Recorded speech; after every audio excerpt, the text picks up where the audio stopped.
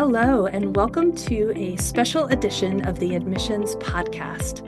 My name is Whitney Kessner, and I'm sitting in today for host Brett Twitty, and joined by my admissions colleague, Katie Yielding. Hi, Katie. Hi, Whitney. Thanks for having me. Excited to be a guest on the podcast. Well, glad to have you. So we are spending some time looking at different components of the application. And today's podcast, we're going to focus in on the resume. So what an interesting component. Typically one page that packs a whole lot of information in. So, Katie, in your opinion, how does the resume fit into the overall application? Just like you said, the resume is really meant to be a snapshot. It gives us a really good picture of our applicant from their academic to their professional to their personal areas of emphasis, and really a place for them to highlight what they think is most important. Often it's the document that's going to be reviewed the most frequently and by the most eyes, and that may extend beyond the admissions team as well. And so applicants want to make sure that it's a document that is going to give the clearest picture of their background and their strengths. Yeah. And so building off of that, what do you think makes a strong resume? What are you looking for?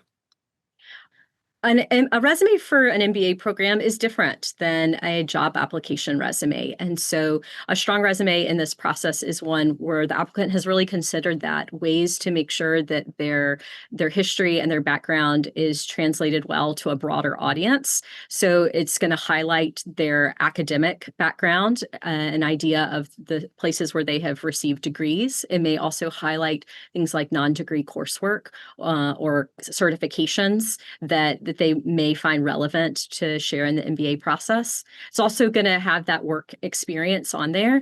Really encourage a strong resume to make sure that that work experience is focused on accomplishments and impact more than descriptive of a job description. So that may also be different than from a professional resume.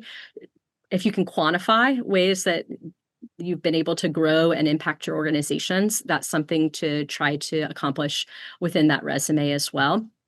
Also, you're applying to an MBA school. It's a place where we really focus on leadership development. Where are areas where an applicant has been able to lead, whether it's within their organizations or within their communities, highlighting those areas of strength. And then also, it's a place where you can show your other interests, and we'll get to some of that fun stuff a little bit later too. Yeah, I do. As I, shared at the outset, the resume does have a lot of information. It is that snapshot. And you mentioned, Katie, you come back to that as you're reviewing an application. It can be this roadmap so that we get a sense for how you've progressed from academic, but also in your professional career. Another thing to note, and you said this as well, this is your application for business school. Rest assured, if you're admitted and choose to matriculate here at Darden, our career team is going to work with you a lot, in terms of getting that resume into business school format and getting that ready for reaching out to potential employers. So this is not, the one and only version of your resume as you go through your time as an MBA student. But as a part of the application, we really do find it as that really great, helpful snapshot. So you teased it a little bit just there. How can candidates infuse a little personality, a little bit more personal information into their resume? Absolutely. There's some do's and there's some do nots. So Yeah. we can cover both of those categories. That resume is meant to be a professional document. Highly encourage all candidates to keep it to one page if it's been under 10 years of work experience. So personality wise, it's going to need to come in the content, not the form. We want that to be black and white, no photos, clear font sizes that we can read. But what you write can be a little more entertaining. We want you to keep it professional, but also when it comes to things like your hobbies, your interests, your community involvements, show us a little more about who you are there. Sometimes those are the areas where you're going to end up building the most conversation is in sharing, oh, maybe you just, hiked Mount Kilimanjaro, or you've been baking for, a local community group and they love, your banana muffins. Whatever it is, we get lots of marathon runners that apply to business school, and I'm always amazed by their accomplishments. Share some of those things where you've spent your time, your energy, your passions, because that tells us a lot about what you may also bring to business school too, where you may find yourself involved in organizations at Darden and that are going to be beyond your academic and professional areas of interest. So don't be afraid to spend a little bit of that real estate on your resume, showing more of that about yourself too. Yes, just as with the overall application, the resume, we do hope to get to know you a little bit more, that three-dimensional person. And so your hobbies,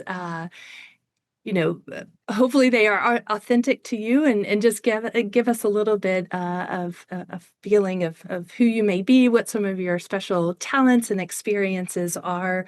You're never going to be able to get it all on one page, or, everything that you've done is never going to fit on one page. And so there's definitely going to be an element of editing, as you talked about, especially on the professional side, wanting to make sure you're sharing with us those accomplishments, quantify where you can, because it is, limited real estate.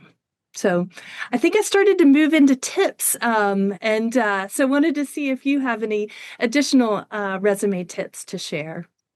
Well, I'll build on that. I think editing is a huge one that you have to be very discerning about what space to spend on there. A good thing to remember is you are applying to business school. And so a big tip is you don't need to put an objective on the page. We know what your objective is. You want to be a Darden student.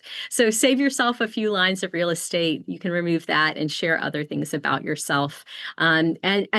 Just edit in general. Make sure that you have others take a look at it for you, proofread, and to make sure that you haven't made any mistakes that your eyes just jump over after having stared at that piece of paper for a really long time. But know that it's a great way for you to get to highlight some of the things that are most important to you, and a way for us to get to know you in a really quick manner as we go through the rest of your application and go into a lot more detail on all of those areas.